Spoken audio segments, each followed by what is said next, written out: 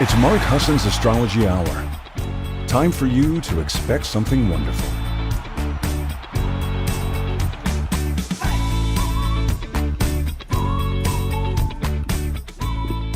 Well, hello, everybody, and welcome. It's Mark Husson. This is Mark Husson's Astrology Hour coming to you live at about 8:01 a.m. on the Pacific Coast and about 11:01 on the East Coast. How you doing? Good to see you guys. Hi, everybody. Thank you so much for being here. I am going to trust that you can hear me. It looks like you can. I couldn't see the music. I don't know if you heard the intro music or not, but we'll get there. We will get there. Figure it all out soon. I think we're okay, though. I'm checking out the stream. You all look great. I'm going to check. I'm in the room. If you're in the room, let me know that. Let me see. I'm watching everything changing. It doesn't look like my screen is changing though, so I'm a little stymied. Hang on, you guys. I'm just gonna make sure that the stream is changing appropriately. I think it is, but it doesn't look like it to me. So hold on one second. I'm gonna switch back and come back over. And let me just refresh this. Maybe that's the thing that I need to do. Hear music, all is good here. Good. Okay, there I am. I just needed to refresh my screen. Okay, you guys, let me say hi to you in the room, and thank you so much for being here. I so appreciate you. I've got my shirt. Let me start off with that. Nakatomi, if you're a diehard fan, you know what this is. If you're not a diehard fan, it don't mean nothing. Okay, so it's my holiday shirt. And Lori Williams is in the room. Thank you, Lori, for being here. If you're not in the room, come on over to MH Astrology on YouTube and join us. We'll have some fun, I hope. Hi, Liz. Welcome to the room. Eva's in the house. Oh, my goodness, Eva. It's so good to see you. Thank you for being here. Hi, Shelly. Good morning. She said, your garden is a Christmas card scene. Great for lots of us not feeling the love this season. Listen, we'll get that love going. Don't worry about it. It's okay. There is something in the stars, generally speaking, but it's all about this shift that's occurring, and we're going to talk about it. It's a pretty big deal. Hi, Barbara. Welcome, Carolyn Ferris. Thank you for being here. Carolyn does all that. Remember, I did my shirt today on the Moment video is Carolyn's. And you can get those at Amazon. Carolyn, feel free to put your link in there. Anybody doing anything here, put your link in the room. It's really okay with me. I want you to be able to feel the love and share this community as we grow this community. We're just going to get bigger, right? That's all we want. Big, except for this. Keep this small, right? Hi, Fran. How you doing? Nadine, thanks for being here. Jamie Queso, good to have you here. Jamie is a nurse, and in some of the most difficult job situations I can ever imagine, she also is an amazing psychic over at 12listen.com. Be sure to check her out. Thank you for taking the time to be here, Jamie. Hi, Renee. Erica, your show was great. She said the King of Water. She pulled a card for me. She got the King of Water. And it's like a Cancer card, like the perfect card. That's what she does on her show. It's amazing. She's also going to be a part of the prediction show that we're doing on January 9th.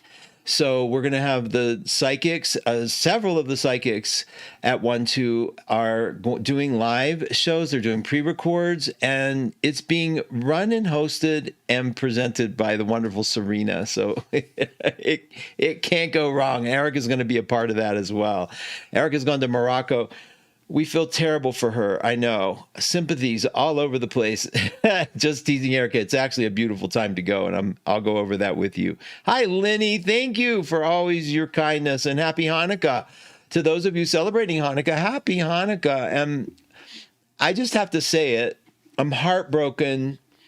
Another shooting in Australia. I have no words. The depth of hurt I feel for my Jewish friends. And I hope you're not letting it diminish 1 ounce of light that you are celebrating for this holiday. So I am at a loss of words, but my heart aches for you. And, be strong. Be strong. The tide is going to change. Fran, thank you. How do you not have snow? We have 20 inches already. It is 63 here. What do you do? I know. I get up early with the boys. We do our today we did a 5 a.m. walk, and it was cold and I was loving it. I do love the cold. I mean, every time me and John kind of look at each other like it's going to be 63, and we're always a little disappointed because there is that seasonal joy that we feel in the cold and snuggling up, and it's just something. Good morning, Laura. Thank you for being here. Hi, Arlene. Thank you. Cosmic MC. Thank you. Oh, I'm grateful to have you here. Hi, Maureen. Mark, it's 18 degrees in Maryland. Oh my goodness, you guys are having it cold. I love that though. I do love that. I get that fireplace going. Holiday. Time to play. Jennifer Hart's here, all the way from Cornwall. I want to say Cromwell. I'll never get it right, Jennifer, but thank you. You're so sweet to always put it in there. Over from the UK, over with Erica. Penzance, Cornwall. Wow, looks like your snow is gone. There are a few flakes. Those are fake flakes. That's all fake. I have no problem telling you. The mood was set. I learned how to put snowflakes in Christmas tree lights across. Here, look, you can see. We'll bring them back. Watch this. I was going to have them in the room here, and I decided, look at the snow. Isn't that cute? Fake snow. And the little lights up here, those are fake, but these are all real. And when we do some nighttime shows, you'll get to see that. But let me tell you, I have some plans. Real quickly, Karen. Oh, Christine Dumarier. Christine, I have your link. I want her. She's teaching a big class tomorrow. Why does it always disappear? Here it is. I have the link for Christine's class. She's teaching Navigating Your Personal Year Cycle 2026. She's doing the personal years, you guys, one-on-one. Like, she's going to be doing this class so you can know how to add up your numerology cycle. Very powerful stuff. I'm putting it in right now, Christine.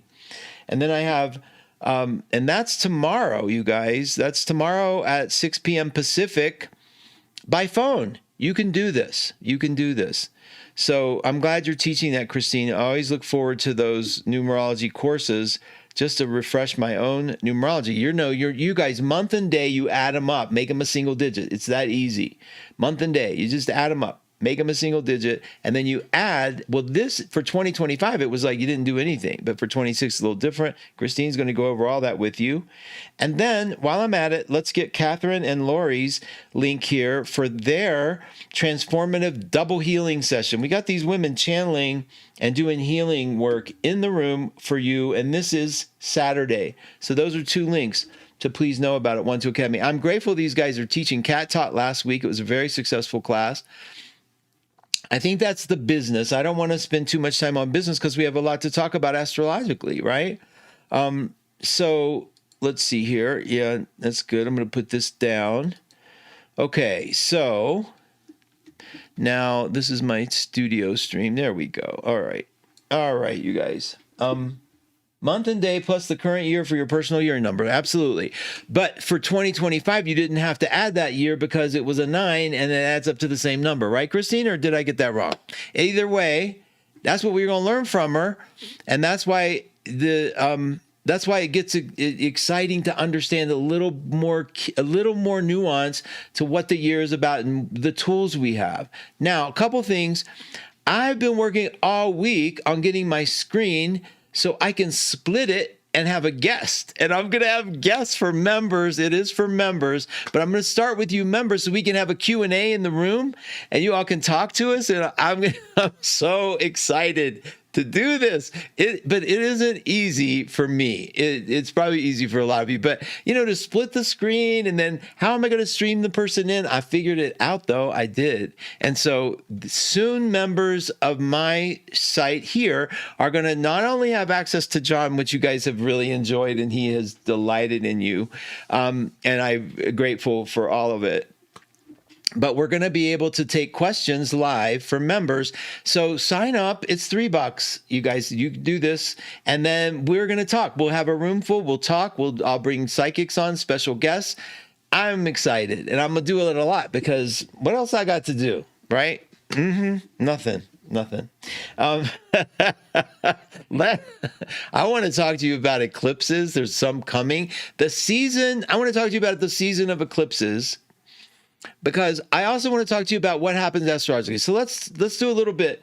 Now, this is the new collector's edition Mountain Astrologer. If those of you that were ever into astrology, you might remember the Mountain Astrologer. Well, they put together they're putting it together again. And Frank Clifford is one of the main people, but look who they interviewed.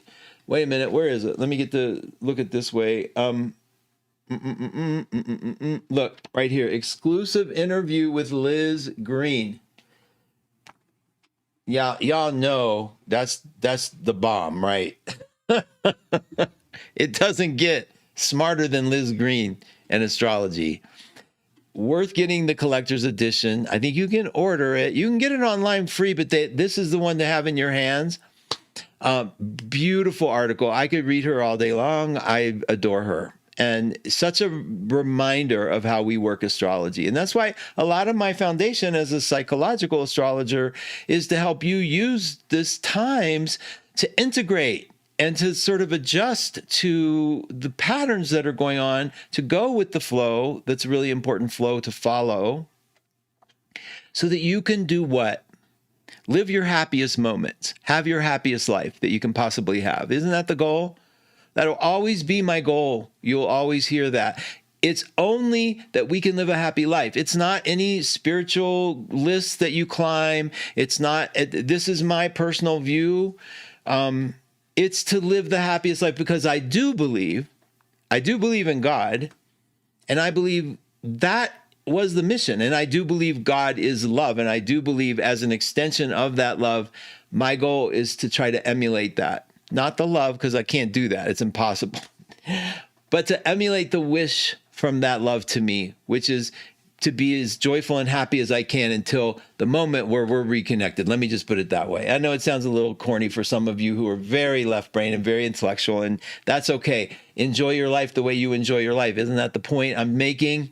Be happy, and that's how we have to find it in some ways, to see where we're blocking. And we use the metaphor of astrology. We use the astrological metaphor to sort of help us figure it out, to sort through some of the crazy that we do, and how we have a shadow that gets projected, and the chart actually can help us see the shadow of who we are. What is a shadow? A shadow is things we don't want to see in ourselves, good or bad. We don't want to see we don't want to think that we're like as evil as the people we're hating on. We don't want to think that. We don't want to think we're all that nice either. I mean, it's just so much that we might cast aside. But in living day to day, in all this stuff, we hear about the shootings, we get terrified, we hear good news, and then we know it's going to be pulled from us.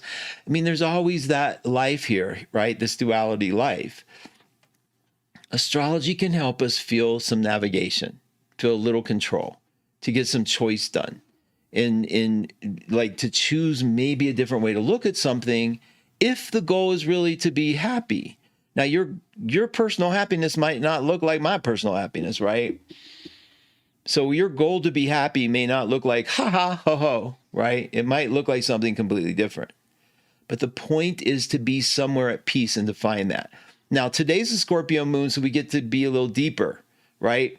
Get to be a little more below the surface of things. And if you're a water sign, you're used to that. You love that. Now, I'm going to bring the chart on because we have a new moon this week. We got to understand this new moon because we are losing light. And I want to help you understand what this light thing is, because I'm going to get into these cycles. I want us to understand cycles. I want us to understand not only the cycle that is the monthly cycle of the moon, but I want us to understand a little bit about the zeitgeist, like the collective mind cycle that happens when these planets shift. And they are shifting in such a big way, you guys. We got to really embrace this, okay? I know we talk about it. We all go through it. And there's nothing to be afraid of. There really isn't. There's, in fact, a lot to be excited about. A lot to be excited about. But first, we have to get out of our own way. We have to see what it is we're doing and what it is we get afraid of. that we start adjusting reality to fit our fear. And that's what happens, right?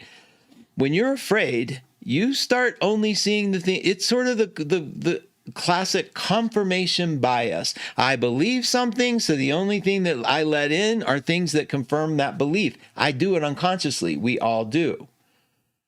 But that's another thing that we get to open up to and see that, wait a minute, maybe I am only letting, it's like that thing. And then I'll give you the example. When you go to buy a car, you decided the car you want. You're going to get a Volkswagen Beetle. I know they stopped making them in 2019. But let's say that's the car you want. Guess what? Your confirmation bias, your subconscious mind is going to see those cars everywhere. You're going to start noticing them. And all of a sudden, you're like, oh my gosh, everybody wants one of these. This is ridiculous. This was a great choice. I made the great choice. Everybody wants one. But nothing changed. There wasn't this surge in the purchase of Volkswagen Bugs because you decided you wanted one. There was a change in your ability to let it imprint on your brain. We do that with information. We do that with fear, particularly. If you're afraid that the country's going to hell in a handbasket, your confirmation bias is going to notice everything that's going to hell in a handbasket. It will ignore facts and figures that say something to the contrary. It will only see that. And you feel good only seeing it. You feel good because you're right now. You get to be right. See, I'm right. And now I can trust myself because I'm seeing the world fall apart and I knew it was going to. Well, we said it last week. Lenny said it. You can be right or you can be happy. You can be both, but one is, you usually are committed to one over the other. So we're going to look at the chart that's up and coming, and I want you to understand something. There's nothing wrong in letting go of a belief. There's nothing wrong in opening up to what if you stepped away from the paradigm that you are just insisting on putting together. Okay? I know how it works, you guys. I'm one of them. I have a ton of fixed signs in my chart. I have a ton of fixed energy, a lot of Scorpio. I know what it's like to hold on to an ideal, a reality that I know is true. And then I'm righteously telling everybody how true it is. And I'm right. I'm right. Not always happy, but right. So we get a chance to shift that. Now, as we look at the day, I'm going to bring the chart on. So let's take a look at the chart. Let me see how y'all are doing real quick.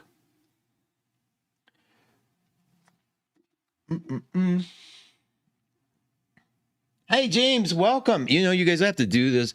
For some reason, see, eyeglass exam is on my list. They change. Okay.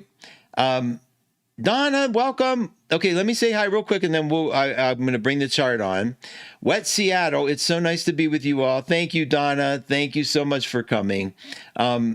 Okay, Liz, that's amazing. I can't wait. More cooking as well, please, Mark. Oh, thank you. I put up my bread recipe from head to toe, from and I did it in a vertical way. And I thought about that, Liz, later. I could have done a horizontal video. It was going to be long, but I did my bread. I made it from measuring it into the bowl, where the bowl was from, to baking. And I just took whatever it was, like it was going to be, come out to whatever it was going to be, and it came out okay. I've been doing it like 3 years now, same starter for 3 years. And last night I made feta olive bread, and it was to die for. And I'm so shocked. I really am. I just stuffed feta all around it. I chopped it up really good with the olives.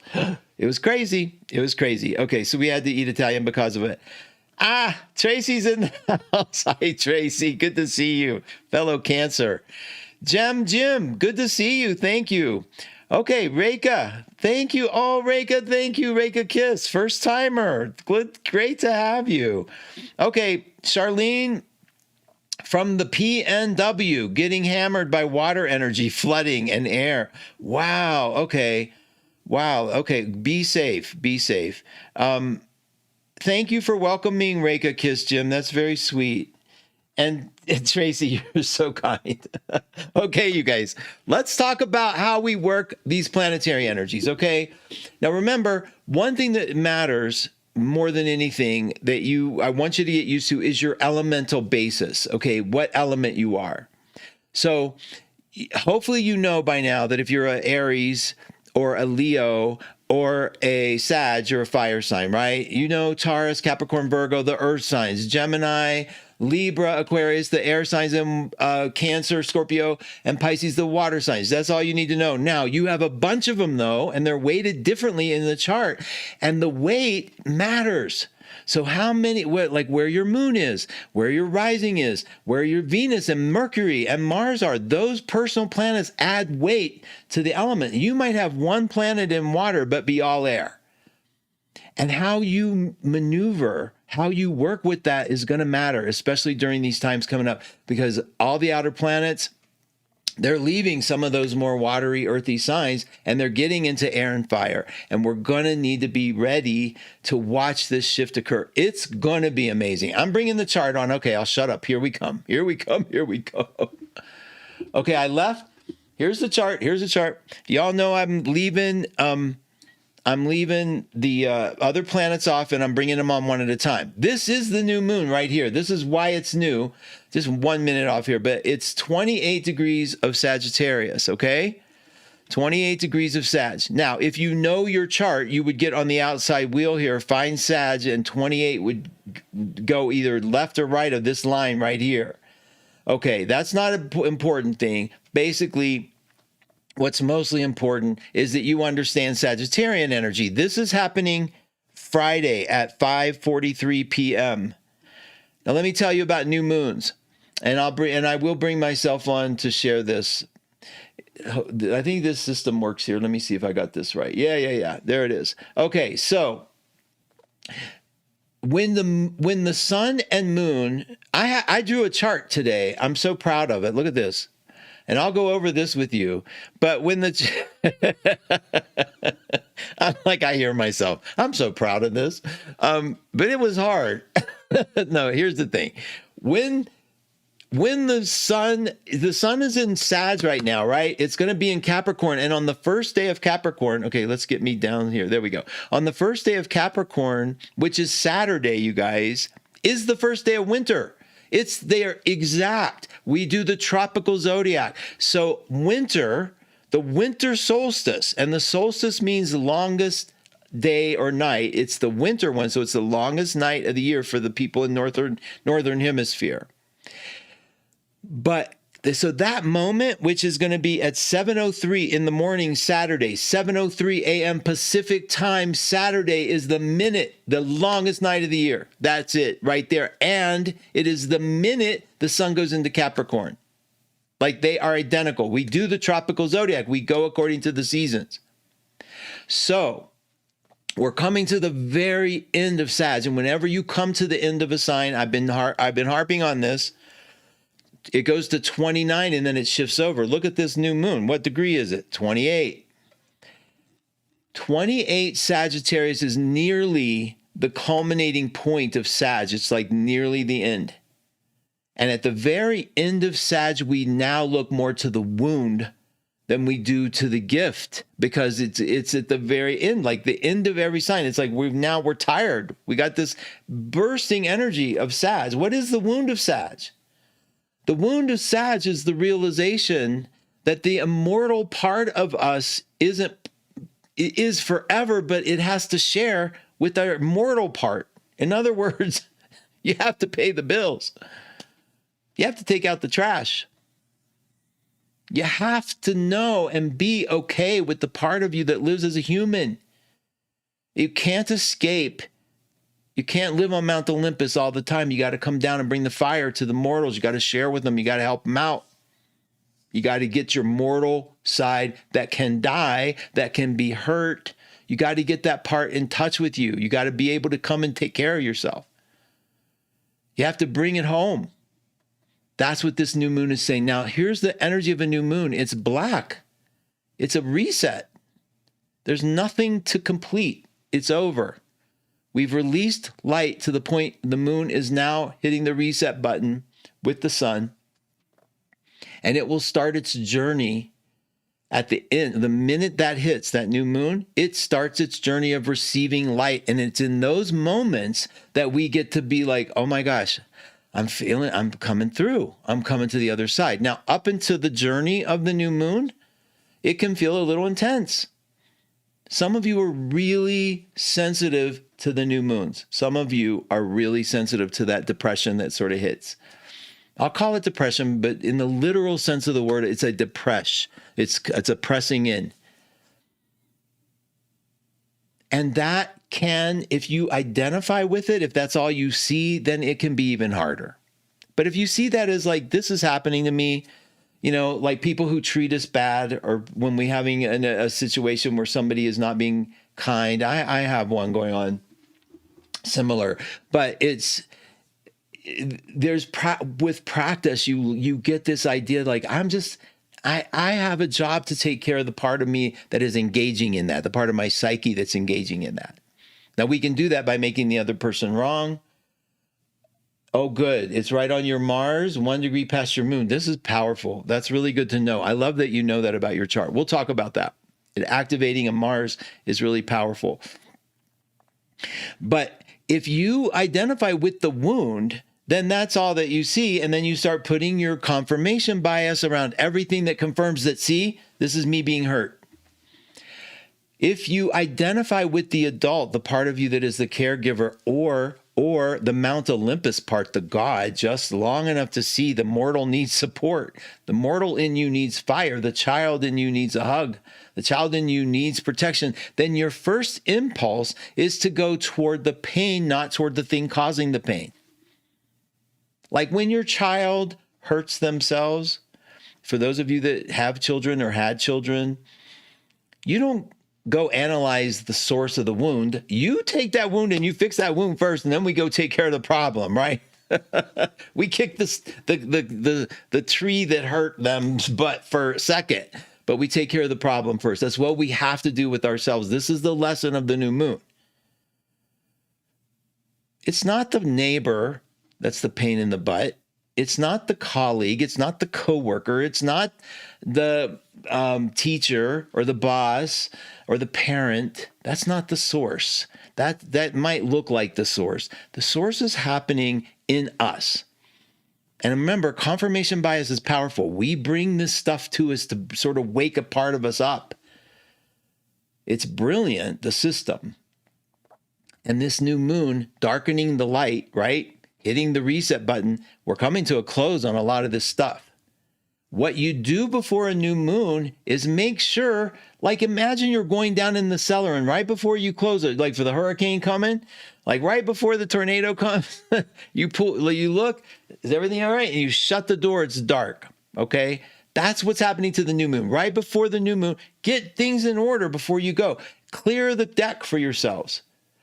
Now, when I say the word forgive, I mean, remember that you can't be hurt. Remember that this is all done as a projection. Everything in your life is a projection that you put out.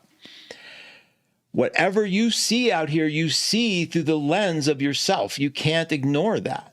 So if something's coming back at you as it's an ugly reflection of something maybe we don't like in ourselves, it doesn't matter. It doesn't make it less real. I'm not trying to underplay that you're in situations that may be harmful. What I'm saying is, don't forget that there's a part of you also creating this that you can come in and embrace and shift and align with, and it can shift for you. Now, before the new moon hits, clear the deck.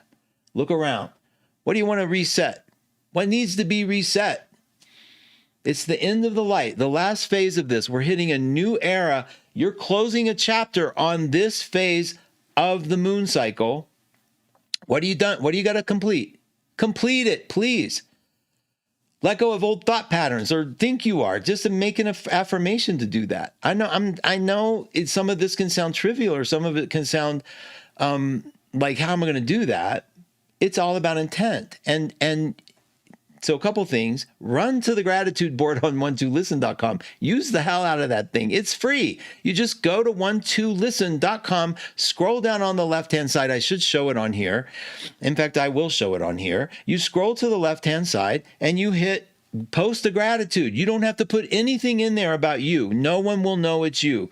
I've said this a million times, but since there's new people here, I'm going to show you. Look at this, you guys. You go to 12listen.com. Okay, scroll down. Look, say hi to the beautiful people. Scroll down right here where it says gratitude board. Okay, I'll magnify it. You click here, post your gratitude. It's hard to see, granted, but that's all right. Click post your gratitude. Look, anonymous. Why am I grateful? And post. And people read it. We affirm them. And what are you supposed to put in there? Put in there things you don't want to lose. Put in there things that, like, let me say this. Let's say you're going to take a test. Put in there, I'm grateful I passed the test. Beyond my wildest dreams, I'm so grateful. I'm so grateful I hit the jackpot. I'm so grateful. I'm so grateful that my child is returning home safe. Because what happens, two things happen. You bring up that energy of gratitude, which is very potent under a Sagittarian cycle, right? Very powerful. This is Jupiter-ruled energy. You pull up that gratitude, you pull up that ball. You don't have to know, you don't have to be specific, but as you go to reach that gratitude, it creates an energy that you're putting out, and then put whatever you want in the words. I'm grateful for blah, blah, blah, blah, blah. Do 100 of them. I don't care. Do as many as you want. Be grateful because you're going to bring in that energy right before you shut the door or the trap door for the new moon. And it hits on Friday, 5:43 p.m. And wait till we talk about the cycles coming, you guys. I can't wait. We have so much information to give you. We're going to have, like I said, I'm going to do private psychic readings with you, all of you, with the astrological readings. We're going to have a ball. I'm going to have guests. I'm going to introduce you to the new psychics, some of the old psychics. Also, we're going to go over the prediction show, every single thing that's happening step by step. This is so exciting that we're during the time of change that we're going to be together. And I love that. So let me bring on some of the planets here. And I'll check your questions. I'm going to take a minute and check in the room. But let's turn on the planets. Keep an eye on... there's that. Keep an eye on there. See it blinking? That's Mercury. It's in Sag. It's moving forward. We're out of the retrograde. We're not completely done with that old retrograde cycle. Y'all are still clearing stuff up from that. I was gonna say y'all are still clearing shit up from that. Here's Venus. Now listen, Saturn. Okay, I got more to tell you. Let me tell you in a minute. Here's Venus. Look how close Venus is to that new moon. So what's that tell you? Venus is going to be an essential component with that Sagittarian new moon, which means it's going to be lovely. There's charm, there's grace, there's hope, there's an ability to see good. Take that with you into the new moon. These are affirmations you can actually use for the new moon. Here's Mars. Look at Mars. Look at Mars. Mars left Sag, left all y'all behind in Sag. Mars is like, I'm trailblazing Capricorn. Mars is in Capricorn. Capricorn Mars, that's pretty intense. That's the earth we needed to build a foundation of where we want. Sag is all the dreamy stuff, and that's fun. It's fun to be around a dreamer, right? When you're depressed, who makes you feel better than a fire sign? After the Cancers and the water signs have sort of like empathized with you and you've swam in that water for a minute, now you want someone to say, move it, baby. Come on. There's hope. And that's what the fire signs do. But then the Capricorn says, you know what? Ain't no hope unless you have a foundation and a way to build something monumental for this. You got to build a foundation. You got to have a plan. Make a list. Capricorn's getting us down to business. That's why I'm like, the list. What do we have to do? And I've got a list. Oh my God. It almost is intimidating. For me, it's a little bit like, oh my God. I'm a terrible list taker, but the part of my soul that needs it, the ADHD part, the Jupiter and Virgo part, I need a list so bad. The problem is I keep losing the damn list, or then I'll put it on the computer and then I forget the password, whatever. Okay, no excuses. We need a list. Mars and Capricorn is like, dude, make all the excuses you want. You need to do this. And if you don't, you lose, period. That's Capricorn. No BS, right? Here's Jupiter. Boom, boom, boom. Look at that. Still in Cancer. Thank you, Lord. Thank you. Jupiter, I haven't missed my opportunity. How many of y'all think that way? Jupiter, when it's in your sign, You're like, thank you. 12 years. It's been 12 years. Where have you been? And then it comes and you're like, I'm not doing enough with it. I got to do more. And it doesn't work like that. But we are doing a lot. Cancer brings us home. It brings us to our sense of, oh, I'm so glad, Nadine. I'm so glad. Cancer brings us into this part of love and hope and nourishment. Okay, Jupiter in Cancer, what makes you feel that you can cuddle up? How many of us don't get the opportunity to just snuggle and feel? That's where I think we get more religious, I think, as we get older, because we miss that idea of something holding us and saying it's going to be okay. The most beautiful part of childhood for me was just hearing those words. Never enough. But it was just knowing, like that feeling of security. I so remember sometimes there were moments that felt so safe and so amazing. And then I grew up as a child, as a man, and I rated my friendships based on who made me feel safe, because I believe that's a thing. When you're with somebody and you are taking a walk together, there's certain people that just make you feel safe. Like, this feels good. Like, this is good. And there's certain people you're like, okay, I'm the prey. I got to look and see if everything's okay. That safety, that's Jupiter in Cancer. That's what we want to create. That's what we want, right? Everybody wants that, but we use it. And I think subconsciously, really deeply, we're using this Jupiter in Cancer time period to make decisions that give us that. Now, the inverse happens where we go, the world's unsafe. And, we're saying like we just think about, we're focusing on everything that makes us insecure. That's the negative part of Jupiter in Cancer. We're focusing on everything that scares me. Inflation, the price of eggs. You can do that. You can do that if you want. But the deeper, more profound thing that we offer to give ourselves that warmth, that hug, that thing is inside, and nothing to do with egg prices. And if your attention is on that, where you're trying to find your safety, fine, that's your choice to do. But there's another place we can get this from, and that's sort of like hit the reject button on all this external focus and come home a little bit to see, what is it that, where's my moment of peace? Where's my moment of peace? And what are you bringing into the family? Are you one of those people that come home and everybody, like, you want to spread your sickening reality to everybody else and make sure everybody hears it? I get yelled at for this stuff too, right? I do it. Everything I'm telling you, I'll be like, wait, sometimes I'll meet John in the morning and I'll be like, ooh, did you hear? And he finally said, I don't want to hear. Why do you? And it sort of stopped me. Like, okay, it's true. I mean, it takes a minute. Sometimes you have to stop a moving train with a punch, not literal. But it's sort of like, yeah, I want my connection. I want the connection. I want the hope connection. Please, dear God, there's enough to be afraid of. There's enough to worry about. Let me tell you, where are you not going to worry? Where is it? Where is it that you can't look out here and give something to worry about? So wouldn't it make sense that we build a reserve in this Sagittarian time period of hope? Not false hope, but real hope. The hope that you remember some things that really matter to you. You remember that your life does work. That's what gratitude is for. What's the point in gratitude? The point in gratitude is to remember that I spend my life looking at what I hate. I'm checking on y'all. Hang on.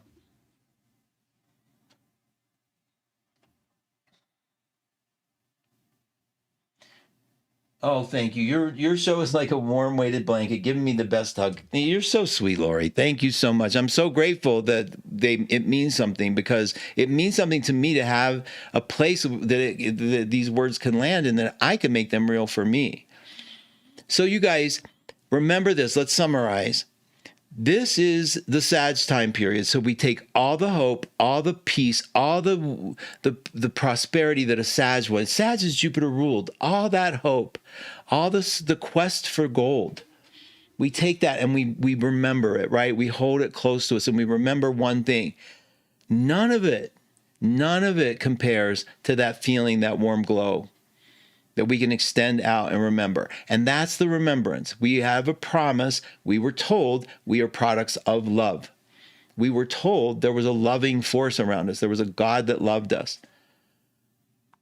We change all that to fit some other narrative, but the basic simple truth, if you just hold on to that, might be a blueprint for a way to feel some peace. And that's what this Sag moments are.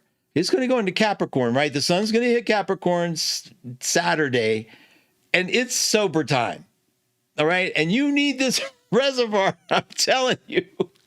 It cracks me up to think how Sagittarians, I mean, when you say a Sag and then you see a Capricorn and you see them together, like you talk to each one of them, I can see where it's like, okay, Capricorn, you sit down, I'm gonna go play for a little bit. And then after playing for a little bit, you're like, Capricorn, please.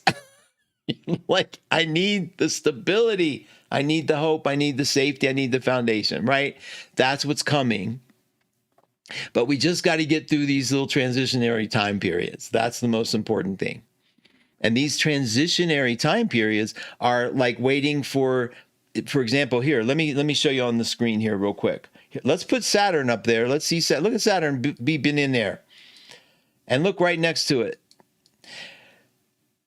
There's Neptune. Saturn and Neptune are together. So these outer planets, I'm going to talk to you just briefly about them because I don't want you to go glassy-eyed on me. Saturn in Pisces, you guys. Saturn tells us the potential wound here. What's the wound of Pisces? The wound of Pisces is merging so deeply that you lose your identity. Putting other pain before your own so deeply that you forget who you are. And that you value the pain of somebody else more than your own, or you value the hurt that somebody else is having more than your own. You know, the classic thing for a Pisces, and anybody that has Pisces strong in their chart, like Neptunian people or people with, you know, a moon in Pisces, for example, when somebody says, you know, when you ask somebody to go to the movies and they say, you know, or I'm sorry you didn't ask me to go to the movie, that's what the friend would say. The Pisces is wounded, like it tortured them, like it hurt them. And they feel the pain more than the other person, right? So they hurt for the world. Saturn in Pisces is sort of like helping us see that wound very clearly, where we have put something else way above our own pain, our own hurt, not only hurt, but where we've put it against our own ability to feel like the love of somebody else. Like everything gets protected with Saturn in Pisces. It's a very, very, very difficult placement. And some of you were born with that, especially if you're having your Saturn return now. Learning how to love. Now, that's another topic we'll get another day because I don't believe in that theory either. But it is learning how to like just be okay. Like I exist here and I'm having this experience and it's okay. Learning how to empower what you're feeling. Without it having to diminish somebody else's feelings, you have a right to yours. And we're figuring all that out, okay? Neptune's in the very last degree of Pisces, soon to never be there again. We're going to talk about that in a big way, but you guys, that is a zeitgeist. That is a sea change. That is something that is going to change our consciousness forever because we will never see Neptune and Pisces again in our lifetime. And it's big. And guess what else? Uranus is changing. It's no longer going to be in Taurus. It's going to be in Gemini. Technology, information, everything is going to change the shape of the world. And if you are not on board, you're going to be without. You better get on board. And I don't mean that as a threat. I don't. But those of you that get all wear it as your banner, like I'm a Luddite, I don't believe in technology. It wouldn't hurt you to pick up an iPhone or a smartphone or an Android and learn a couple things to do on it. Because the world's going to be there and you don't want to be the idiot. And not because of being idiot. You don't want to be the person that's like, I can't. You can. Why not jump on it knowing that the time is coming? I'm not saying celebrate technology. I'm not saying you have to embrace it. But I'm saying it ain't going anywhere. And your personal rebellion isn't doing anything but keeping you separate from it. Get some understanding here. Then you can personally reject what it is you know from firsthand experience, and you can accept what might support you. There's some bad stuff with technology, no question. There's some amazing stuff with it, though. You just have to sort it. You just can't take anybody's word for it. But it's not, the train is moving. And I'm not trying to scare you. I'm just saying, don't virtue signal, I don't do technology. Don't do that, please. You don't even have to be like, I do all technology. That's another virtue signal. You don't have to be that person either. You can be like, let's look at this objectively and learn it together and figure it out so we don't have to be afraid of it. Okay, that's another sea change coming. And the very last one, look at this Pluto in Aquarius. Oh my gosh, that's the one that is like the giant one. They talk about the age of Aquarius, the song, everything. This is it. This is literally it. It is not coming back. This is where we start seeing the world through an intellectual framework. Okay, we see humanity as something different. It's changing. I can't predict it, but I can tell you, you can see the symbols of it all the way around. You can see it. It's good. It's good, and we're challenging it. This is going to be good. This is going to be such an amazing 2026. I mean, yeah, we need to be together. Let's stay together during 2026. Okay. We'll keep each other sane, I promise. Okay. How are we doing on time? We're going to look at the solstice. We'll look at questions you're having. Let me see how you guys are doing really quick. I have to do this. Okay. Hold on. Thank you. What is Venus in Pisces wound? I'll address that. That's good. My oldest brother was a Sag. Then my next brother was a Capricorn. They were so close, but so different. My oldest brother was a Sag, and oh my gosh, look, you had a visual right in front of you, Lori. Frida Kahlo was Saturn in Pisces. Why would you know that, Paula? That's awesome. I love that. I love her. My moon 20, and she suffered, didn't she? And my moon 29 degrees Taurus, waiting for Uranus. Every time I hear somebody having a degree like that, like 29 Taurus, I'm waiting. It's so sad. There's a little bit of Schadenfreude, like the sort of glee in that. For me, it's terrible. I hate to admit it, but it's hilarious to me because we've all suffered through it. I remember when Pluto was sitting on my moon, I was like, I can't wait. And it was the best thing that ever happened to me. It's still amazing. But Gwen, don't wait for it to leave. Use it now. Be excited. See the shift. It's going to be okay. Venus in Pisces, the wound of Pisces always, in my opinion, always, whenever you're dealing with Pisces, the wound is that ability, the split between what is mine, what is the reality. And then they're so fluid. They take your pain. They can't tell the difference between their pain and your pain. It's the belief that we have to suffer in order to be good. And if you know the core of any Pisces, you're going to see that this belief is deep inside of them, that suffering is like, I have to take on I have to be like a lot of Pisces you'll see are in abusive relationships. I think that's changing, but a lot of it is thanks to Saturn, but because they don't know, like they see the empathy. Can you see this? This is like the classic abuse situation. You get beat, but you know the person who beat you, that you hit a trigger in them. And so you forgive them because it's just a trigger in them. And yet you're bleeding, you're hurt, and you know that they didn't mean it. That's the Pisces curse. Okay, I'll call it a curse. It's also a deeply beautiful thing, but it's not beautiful unattended. Venus in Pisces wound is the appreciation so deeply of that quality, okay, that we look for people who are like that, like we are attracted to that energy. And I don't know that it's a wound. I think it's a beautiful it's a beautiful expression of creativity. I mean, for a Venus person to have it. So the wound happens with Saturn. Saturn creates a wound. The other planets use it as a vehicle of expression. And the expression of Pisces comes through Venus as an artist, as a compassionate person. Sometimes the opposite. Sometimes it says the defense of Pisces is to be shut down and not do any of those things. It's like to be a critic of those things. So it all depends on the chart. But yeah, the wound happens under Saturn's watch. Wherever your Saturn is, that's the wound that comes forward. Thank you so much, Lenny. That's so sweet. Sacrifice means to be scared, not to suffer. To be sacred. Sorry, Karen. That's good. Karen the Virgo gives us the Pisces definition. I love that. Sacrifice means to make sacred, not to suffer.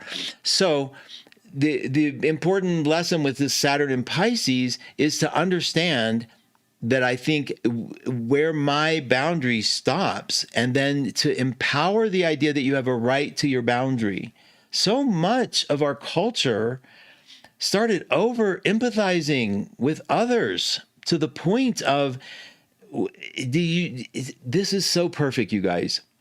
Saturn in Pisces amplifies the wound of Pisces. In our culture, do you notice that sometimes we go so far to protect the feelings of another culture that culture, even though it might be a terrible culture, we have to accept you. And that is what we're learning, what the truth of that boundary is. And that's going to change next year. That's one of the ones that's going to change.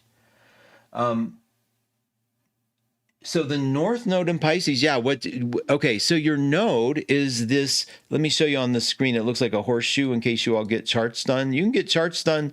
If you're a member, Written by the Stars, you can get charts done there.com. If you're not a member, 12reports.com. But see this horseshoe blinking? That is the nodes. And that's telling us the skill at which you came into this planet with energetically, what you have as this amazing default. And you needed it as a child. We're going to have a whole thing on the nodes. We'll talk about them.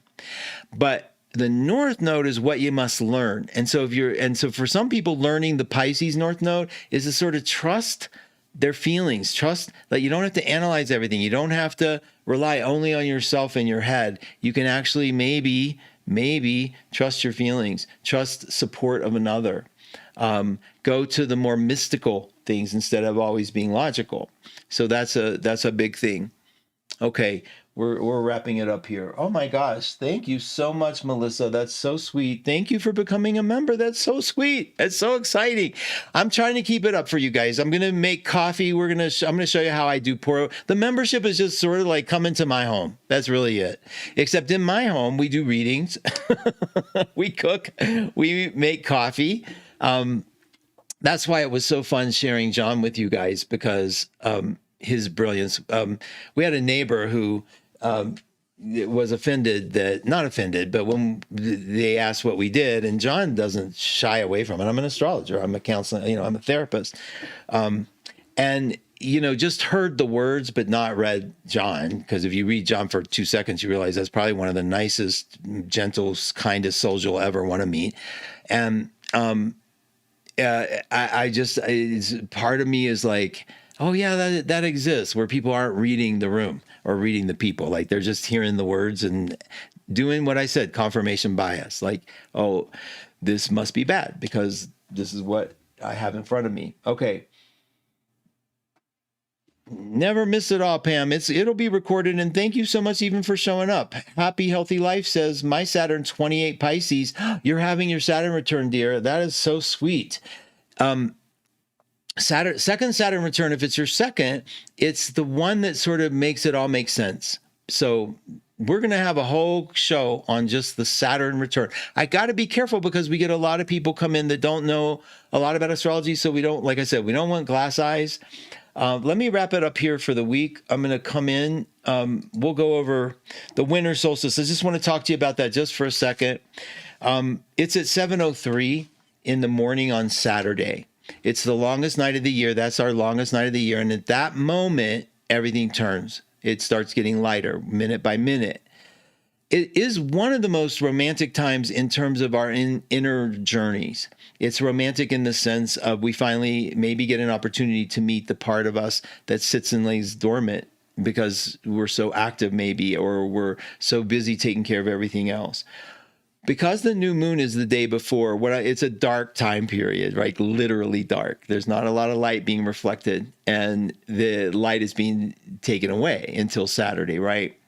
So that's where I'm saying we have an opportunity on those 2 days, Friday and Saturday, to remember the Sagittarian fire magic. Remember that everything that happened on a spiritual level was a symbol of fire. We always saw the symbol of fire, right? Remember in the Bible, there's a lot of the burning bush and I think the fire, the flame, the Holy Spirit was a fire flame. Remember some of those beautiful symbols for yourself. Hanukkah, the fire light, the menorah, the candles. Everything is about light now, and everything we do to remember our own inner light. Whether it's lighting a candle, whether it's seeing the dimness of the moon and its sliver go away just for a short period of time, only to come back. And that's the thing that we have to remember this week. The light does come back. It will return. And as you let go, have your reserve. Build that reserve as you go into your little trapdoor and get ready for this new moon in Sag, which is really the new moon of hope. Okay, and that's really what it is. That's why I want you to remember that, because as we go into the Capricorn cycle, we'll be like, that hope doesn't look readily available, but you made a reserve. You made a place for yourself to remember that there's always something to be grateful for. There's always something to hope for. There's always something to believe in, and it is in you. So use the gratitude board at 12listen.com. Please write down what you're grateful for and just load that thing up. Just the act of typing it. We don't track anything. I swear to you, it's anonymous completely. That system is so old. We designed it back. Oh my God, it's almost 20 years ago. So there's nothing in there. I swear to you. You don't even have to give us any information. Just type your gratitude.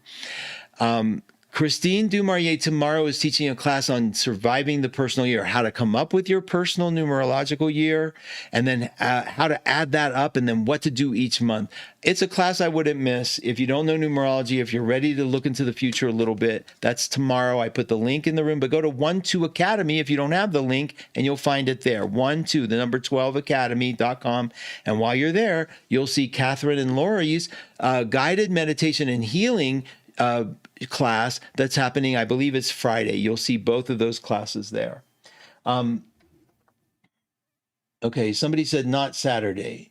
What? Not Saturday. Thank you. The solstice is Sunday. Thank you for. Okay, you guys. Okay. So those of you that stayed with me, it's at the very bottom. It's Sunday, 7:03. Jesus. Okay. Thank you. I'm glad I looked. That when I do my moment videos and I'm in the future, it's sometimes am in the future a little too much. Sunday, winter solstice. Okay. 7:03. That's when the darkest night. So you have Saturday to practice. Okay. Thank you for the correction. I'm really sorry about that. All right. Thank you, Mark. Okay, thank you, Karen. My maternal grandmother, born on the winter solstice, don't remember him. Oh, grandfather, I was 3 at his passing, but I know him through the family history. Thank you. My North Node is in Pisces. Oh, good, good, good. North Node people, I have a ton of you that have the North Node in Pisces. You're here to learn that spiritual gift and that trust. And I'm sure you already have. I really am. Listen, you guys, I'll be here next week. Kat is coming up. I have her address for her show, the Kat Nicholson Intuition Hour, and that is happening right after me, but you have to go to that address, and she actually take you in the room and do readings for you. So that's a gift that we have. I'll be back on the day after the winter solstice, Monday, again, to talk to you and see how you're doing. Okay, we'll meet again. Thank you so much for being a part of me and my life. I appreciate you all so very much.